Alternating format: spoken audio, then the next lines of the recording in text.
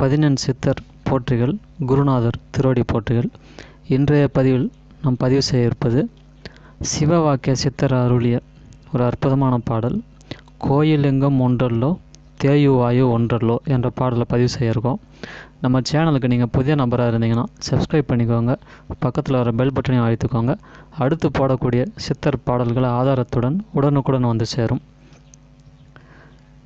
உலகத்தில் எத்தனையோ விதமான கோயில்கள் இருக்குது. நம்ம எங்கெங்கேயோ போகிறோம், எத்தனையோ விதமான சிவனை கும்பிட்றோம், எத்தனையோ விதமான தீர்த்தங்களில் நீராடுறோம், தெளிச்சுக்கிறோம், கொஞ்சமாக சாப்பிட்றோம்.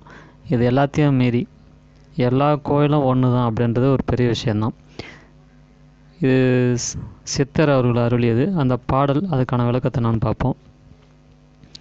கோயிலெங்கும் ஒன்றல்லோ குளங்கள் நீர்கள் ஒன்றல்லோ தேயு வாயு ஒன்றல்லோ சிவனும் அங்கே ஒன்றல்லோ ஆய சீவன் எங்குமாய் அமர்ந்தவாறு ஒன்றல்லோ காய மீது அறிந்த பெயர்கள் காட்சியாவார் காணுமே.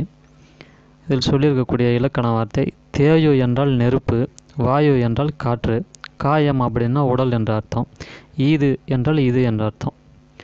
இதற்கான விளக்கம், கோயிலெங்கும் ஒன்றல்லோ குளங்கள் நீர்கள் ஒன்றல்லோ தேயு வாயு ஒன்றல்லோ சிவனும் அங்கே ஒன்றல்லோ. எல்லா இடங்களிலுமே கோயில்கள், குளங்கள், அவற்றில் இருக்கக்கூடிய நீர் எல்லாமே ஒன்று தான். நெருப்பும் வாயும் ஒன்று தான். ஆய சிவன் எங்குமாய் அமர்ந்தவாறு ஒன்றல்லோ காய மீது அறிந்த பெயர்கள் காட்சியாவார் காணுமே. சீவனும் சிவனும் ஒன்றுதான். இவற்றை தம் உடலில் கண்டறிந்தவர் காட்சி பொருளாவார்கள். இதை நாமளும் உணரலாம்.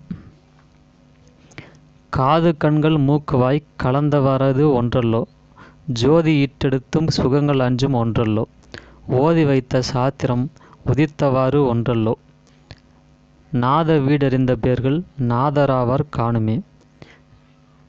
நாதர் என்றால் இறைவன் என்ற அர்த்தம். இதற்கான விளக்கம், காது கண்கள் மூக்குவாய் கலந்தவாறு ஒன்றல்லோ. கண் செவி மூக்குவாய் ஆகிய ஞான இயந்திரங்கள் வேறாக இருந்தாலும், அது பேரால் வேறையாக இருந்தாலும் எல்லாமே செய்யக்கூடியது ஒரே செயல்தான். ஜோதி ஈட்டெடுத்தும் சுகங்கள் அஞ்சும் ஒன்றல்லோ. உடல் ஜோதி தோன்றும் இடங்களாக ஐம்புலன்களாக நுகரப்படும் இன்பம் துன்பம் ஆகிய அனைத்தும் ஒன்றுதான். ஓதி வைத்த சாஸ்திரம் உதித்தவாறுது ஒன்றல்லோ நாத வீடறிந்த பேர்கள் நாதராவார் காணுமே. ஓதிய, அதை சொல்லி வைத்த சாஸ்திரங்கள் எல்லாம் ஒன்று தான். இதனை அறிந்தவர்கள் இறைவனாகி விடுவார்கள். அதுதான் சொல்லியிருக்கிறது. நாத வீடறிந்த பேர்கள் நாதராவார் காணுமே. நாதர் என்றால் இறைவன் என்ற அர்த்தம். இந்த வீடியோ உங்களுக்கு பயனுள்ளதாக இருந்ததுன்னா ஷேர் பண்ணுங்கள், சப்ஸ்கிரைப் பண்ணுங்கள். மேலும் இது போன்ற சித்தர் பாடல்கள் ஆதாரத்துடன் உடனுக்குடன் வந்து சேரும்.